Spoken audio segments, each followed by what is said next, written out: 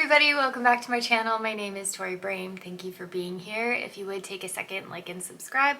But probably the only people who are going to be watching this are the people who are already subscribed to me. So thank you for being here. So today is just more of an open conversation. I'm not trying to teach you anything. I'm not sharing anything that is like, hey, learn from me or whatever. This is just kind of like a general update. You know, at the beginning of Bluey, my kid watches a lot of Bluey. So if you have no idea what I'm talking about, sorry. You know, at the beginning of Bluey, where they're like, this episode is called, and then it pops up just like a single word or something like that.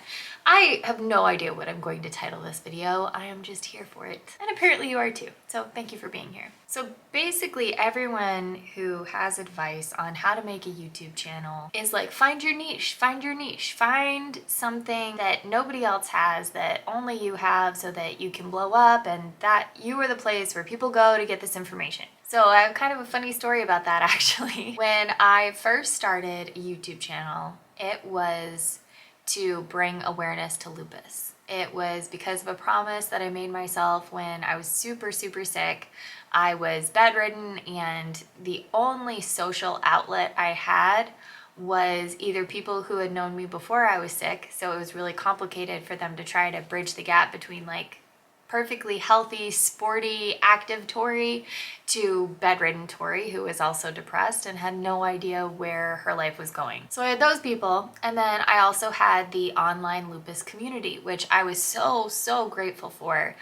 The only problem was everyone was sick. And not only was everyone sick, some of them were sicker than I was, and I was pretty sick. So it was really hard for me just because there was no one out there spreading hope. And the ones who were spreading like really radical stuff. Like I got off of all TV and Friends, and I went into a cave for 6 months, and then when I came out, I was perfectly healed. You can do it too. And I was kind of like, no, like that's not plausible for me actually, and I would probably die in the cave. Like I'm pretty sick right now. So of course that wasn't a real thing, but you've all seen them, like the people who it's just like really radical stuff that isn't super relatable. And so I just made a promise to myself that I was going to share my story. I didn't know how. I didn't know it was going to be on YouTube. You know, I didn't know any avenue that I was going to do, but I knew that if I ever got better, I was going to share my story of getting better. So when I reached a place of remission, and you know, there was a lot of stuff going on at the time where I was moving to a different city. I had just become a single mom. I was starting to work for the first time since before college. Like there were a lot of things that were going on, but 2020 hit and I was like, well, I'm stuck at home anyway. I may as well start this YouTube channel. So I started just telling my story and it went over really well. Like people, it really resonated with people and everything. January 2021, I got hit in the face with a Mack truck with depression. It was really hard. And it was to the point where I would cry absolutely every day. It was hard for me to get out of bed. I was just annoyed at everyone in my life. I could barely see straight. I could barely think straight. I wasn't journaling because I couldn't keep a thought straight in my head. Like it was really bad. And so I was like, well, while I'm going through this, I may as well do a video on depression. And so I did a video on depression, and then I started following my medication change journey, where I went through so many medications, both anti-anxiety and antidepressant. That was when my channel blew up. That was when everybody was, you know, Googling these medications that doctors were going to put them on. And I don't mean like blew up, but it was a lot more subscribers than I had before. And chances are, if you're watching this right now, you've joined because of my depression conversations, not because of my lupus. So I had a lot of swings and misses, but I finally got on the right one with Wellbutrin. And Wellbutrin was absolutely amazing. I messed around with the dose a little bit to see what fit best. Well, then I was on it for 14 months and I had been really emotionally stable for a long time. And so I was like, well, you know, what is life gonna be like if I'm not on this? And during the time I was on Wellbutrin, I had gotten into a rhythm at work where I was really enjoying myself. I had gone from a single mom to not being a single mom with my boyfriend moving in. I had gained 3 beautiful stepkids who I was so excited about, am so excited about. They're wonderful. I love them. I had started taking courses in astrology that I was also really enjoying and really felt like I was in a really good place with that. And I had published a book that I had kind of had sitting on the back burner for a long time. It was finished, but I needed to get it published. So I had published that on Amazon. You can actually buy it if you want. If you're interested, you can go buy it. It's fine. I'll link it below. If you're not, I'm not offended. It's totally fine. But everybody who has read it really liked it. So if you do buy it, you'll probably, I mean, chances are you'll like it unless everybody's lying to me, which is not actually outside the realm of possibility, but you know, buy it, like it. Anyway, back to my story. So I was on Wellbutrin and then I got off of Wellbutrin recently. Back to what everybody recommends when you're starting a YouTube channel, find your niche, find your niche.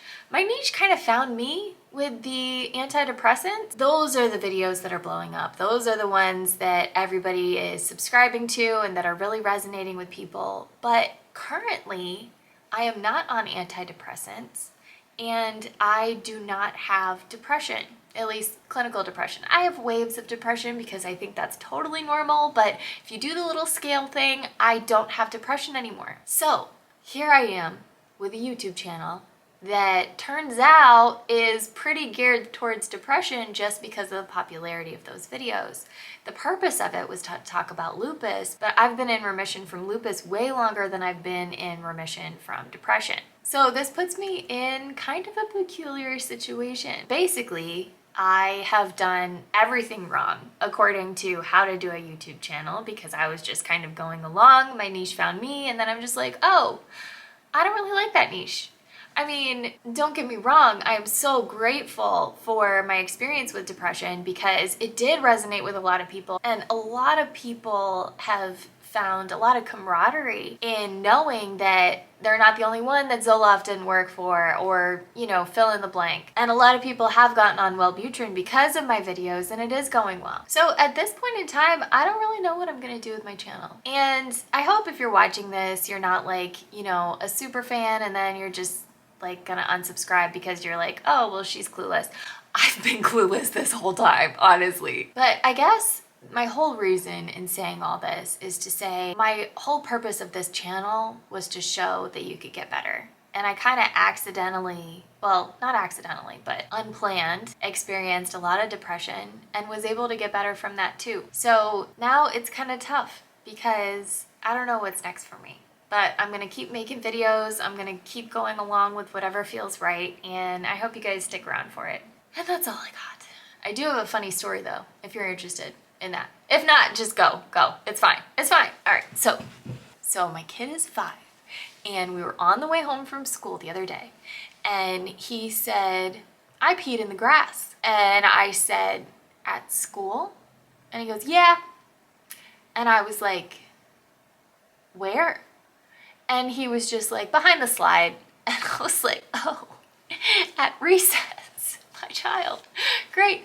And so I said, oh, was it at recess? And he goes, yeah, playtime. And so I said, well, what did your teacher say? And he gets this big sigh and he goes, she said it wasn't good. Like that. So that is my little boy, just peeing at recess, just whipping it out willy-nilly. Anyway, thank you guys for hanging out and I will talk to you later.